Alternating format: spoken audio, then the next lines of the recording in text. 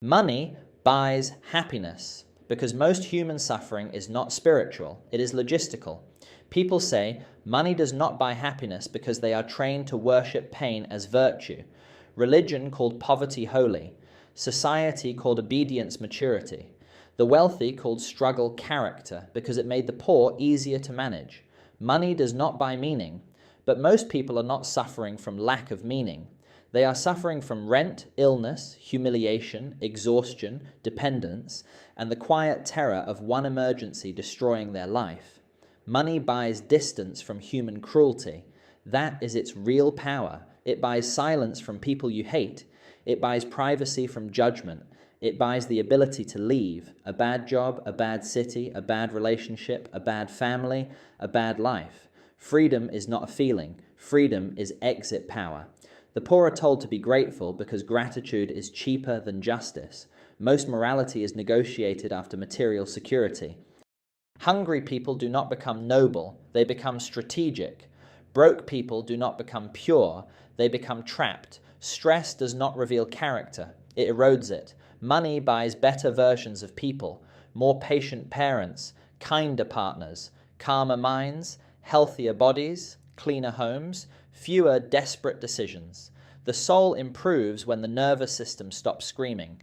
Society pretends love is stronger than money, but love collapses under unpaid bills, resentment, lack of sleep, and chronic fear. Romance dies fastest where survival becomes a daily negotiation. Money is not happiness.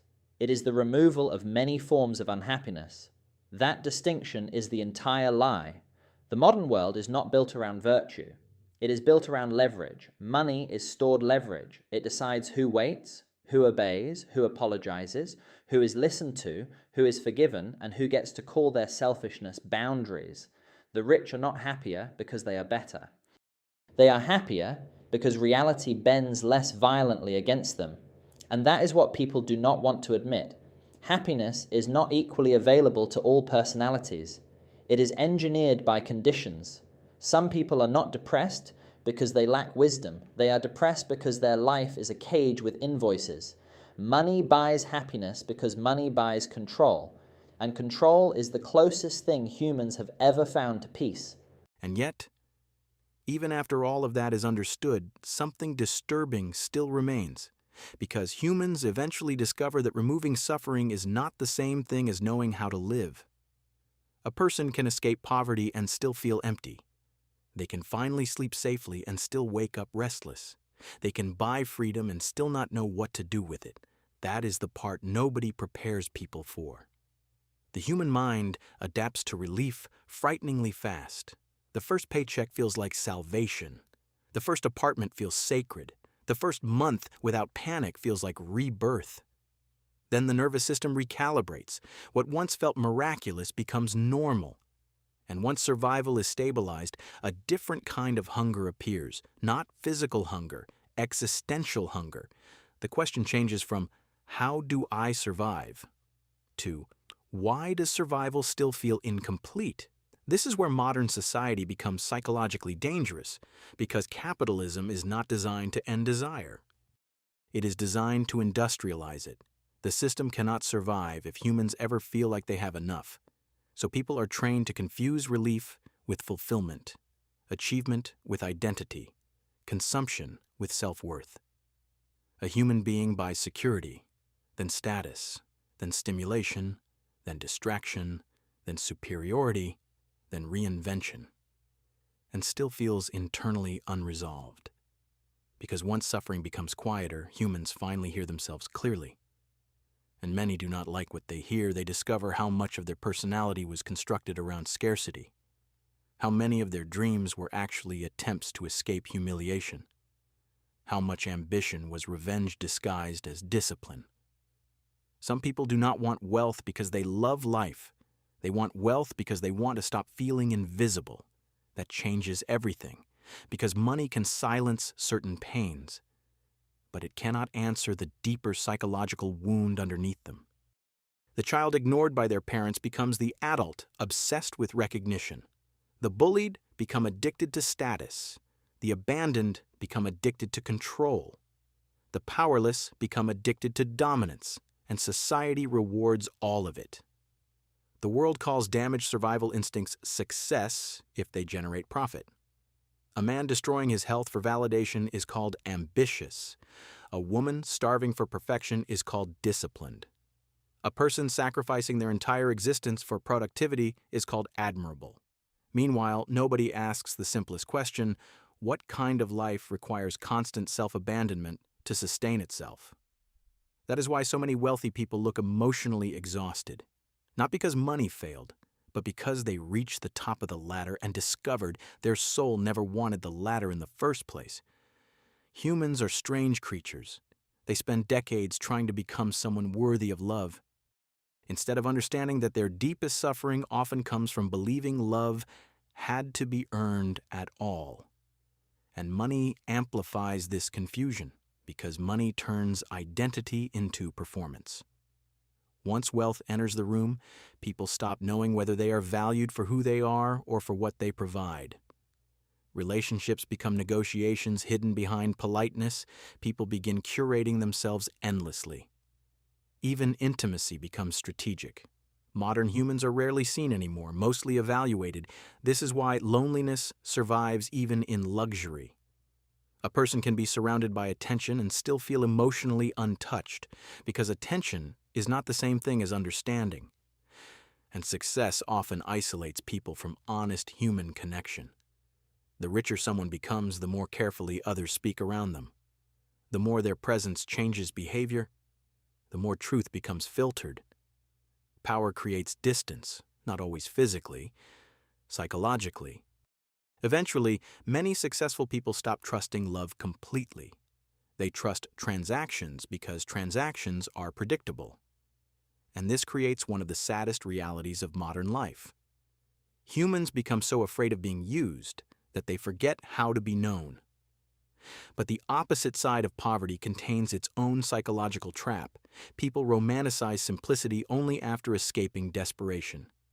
There is nothing spiritually enlightening about constant fear. Nothing noble about watching your parents decay under financial pressure. Nothing poetic about exhaustion so deep that joy itself feels irresponsible. A tired human being cannot philosophize properly. That is another uncomfortable truth. Most spiritual wisdom throughout history was written by people who had enough stability to think beyond survival. Peace requires space. And modern society destroys space. Humans wake up already psychologically occupied. Notifications, deadlines, advertisements, comparison, performance, noise. Even rest has become optimized. Even hobbies become monetized. Even identity becomes branding. People no longer ask, what kind of life feels meaningful? They ask, what kind of life looks meaningful from the outside? That single shift has quietly damaged millions of minds. Because external validation is infinite. There is no finish line. The crowd will always demand another performance, another achievement, another transformation, another display of worthiness. And humans keep obeying because they are terrified of irrelevance, not death. Irrelevance. To modern society, disappearing socially feels almost identical to dying psychologically. That is why people broadcast everything now. Their meals, their relationships, their opinions, their pain.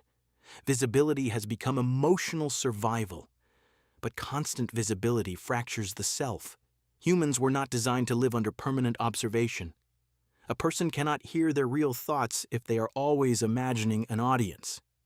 And eventually, after years of chasing money, status, beauty, recognition, superiority, productivity, and digital applause, many people arrive at a terrifying realization. Their entire identity was constructed to avoid shame, not to experience life, just to avoid feeling small. And strangely, that realization can become the beginning of freedom. Because once a human being finally sees the machinery clearly, something inside them starts becoming quieter, not happier, just clearer. They stop worshiping people simply because they are rich. They stop envying lifestyles designed mainly for display. They stop confusing exhaustion with purpose. They begin noticing smaller things again. A calm nervous system, a conversation without performance, a room where they can breathe fully, someone who speaks honestly, a life that does not require constant recovery from itself. And suddenly, the definition of wealth changes, not into some romantic rejection of money. That is another lie told by people insulated from reality.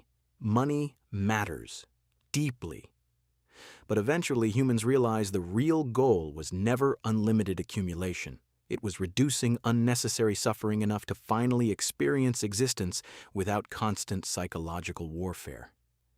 Enough money to say no, enough autonomy to protect your mind, enough distance from chaos to hear your own conscience again.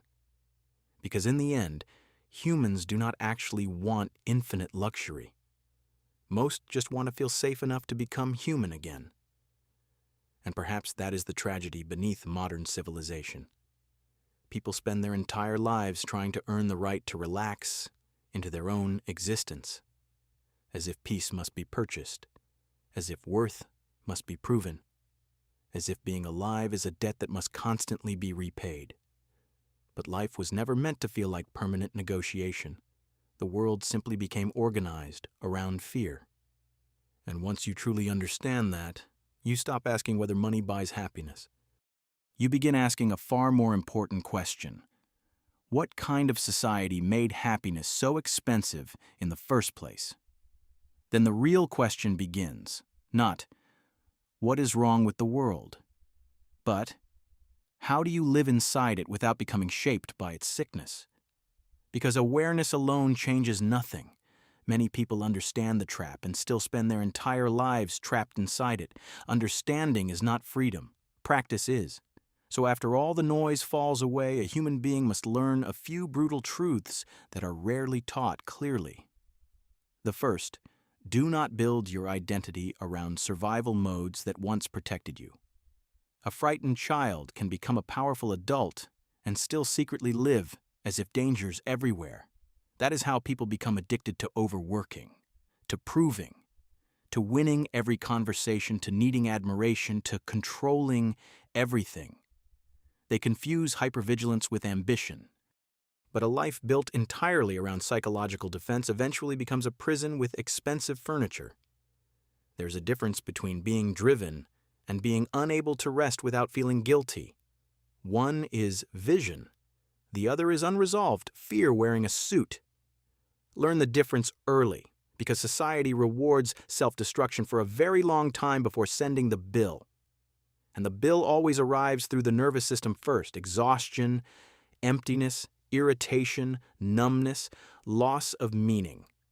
Humans were not designed to exist in permanent internal war. That is why one of the most important forms of intelligence is learning when enough is enough. Not enough money, enough self-betrayal. A person should be able to succeed without abandoning their ability to feel alive. If success requires destroying your health, your peace, your relationships, your integrity, your inner world, then the success is contaminated. No amount of luxury fixes a life you cannot emotionally inhabit. And that leads to another realization people avoid. Money should solve problems, not become your personality. Make money. Respect money. Use money. But never emotionally kneel before it. Because the moment money becomes your source of worth, you become psychologically owned by comparison. There will always be someone richer, younger, more beautiful, more influential, more admired. If your self-respect depends on outranking others, peace becomes mathematically impossible. Real self-respect is quieter than modern culture understands. It is not loud confidence, not dominance, not performance. It is the ability to remain honest with yourself when nobody is watching, to know you are not secretly manipulating your entire existence just to impress strangers. That kind of self-respect changes the texture of life, because once a person stops constantly auditioning for acceptance, enormous psychological energy returns to them. They speak differently, choose differently, love differently. They stop asking, how do I appear? And start asking, what actually feels true? That question can reorganize an entire life, because many people are not living consciously. They are reacting, reacting to fear, reacting to trends, reacting to loneliness, reacting to pressure, reacting to comparison, reacting to invisible expectations inherited from people who were also lost. Most humans never pause long enough to ask whether their goals even belong to them. That pause matters. Silence matters. Solitude matters. Not because isolation is noble, but because clarity cannot survive constant noise. A person who cannot sit alone quietly for an hour usually does not control their own mind. Something else does. An algorithm, an insecurity, a wound, a crowd. Modern society fears silence because silence exposes unfinished truths. But a human being eventually needs moments untouched by performance. No audience, no branding, no optimization, just reality. That is where emotional life returns. And strangely, the strongest people are usually not the most aggressive. They are the people who no longer need to constantly prove they are strong. There is enormous freedom in no longer needing to win every interaction, no longer needing to appear exceptional, no longer needing universal approval. The mature mind understands something the insecure mind never can. Being misunderstood is not fatal. You do not need to explain your entire existence to everyone. Some people will reduce you no matter what you accomplish. Some will envy you. Some will project onto you. Some will only value you when you are useful. Let them. Other people's perception is not a stable place to build identity. It changes too easily. Build your life on deeper foundations: competence, integrity, emotional control, awareness, the ability to remain kind without becoming weak, the ability to remain strong without becoming cruel. That balance matters because many wounded people misunderstand strength completely. They think becoming untouchable is healing. So they become emotionally cold, detached, dominating, unreachable. But humans do not heal by becoming less human. Real strength is softer than that. It is the ability to stay open without allowing yourself to be destroyed, to keep empathy without surrendering boundaries, to remain emotionally awake in a world constantly trying to numb you. That requires courage. Much more courage than performance ever will, and perhaps the most important realization of all. Protect your attention, because attention becomes life. Whatever repeatedly occupies the mind eventually shapes identity. If a human spends years consuming outrage, comparison, vanity, fear, and artificial urgency, their inner world eventually starts resembling those things. Most people think they are tired because life is difficult. Many are exhausted because their mind never experiences stillness.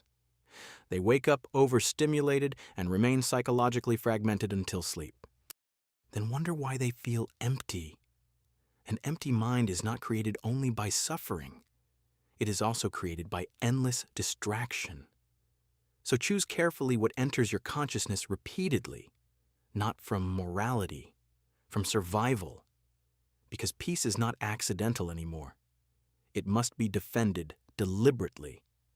And once a person truly understands all of this, ambition itself changes.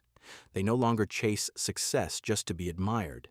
They pursue it more carefully, to create freedom, to protect time, to reduce unnecessary suffering, to support people they love, to build a life that does not constantly force them to recover from it. That is meaningful success, not endless accumulation. A calm nervous system is wealth. A clear conscience is wealth. The ability to sleep peacefully is wealth. Being fully present with someone you love is wealth. Having enough autonomy to remain psychologically intact is wealth. And ironically, once people stop worshiping status, they often become far more effective. Because desperation distorts judgment. A person obsessed with validation cannot think clearly. They become emotionally controllable. Praise manipulates them. Rejection destroys them. Comparison consumes them. But someone who no longer needs constant approval becomes difficult to control. They can walk away. Speak honestly. Choose long-term meaning over short-term applause. That kind of freedom is rare, because most humans are still trying to earn permission to exist peacefully, still trying to become worthy enough to finally relax. But life does not begin after perfection, after wealth, after recognition, after everybody approves of you. That moment never arrives. There is always another standard, another demand, another performance waiting. So eventually, a person must make a quiet decision to stop turning their existence into a courtroom, to stop treating themselves like a problem constantly needing justification, and to understand something simple that modern society almost erased completely. A meaningful life is not a life where you constantly prove your value. It is a life where your mind no longer lives at war with itself. That is the closest thing humans ever find to freedom, not superiority, not domination, inner non-fragmentation. A life where who you are, what you believe, what you pursue, and how you live finally stop contradicting each other. And in a world built to psychologically divide people from themselves, that may be the rarest form of wealth that exists.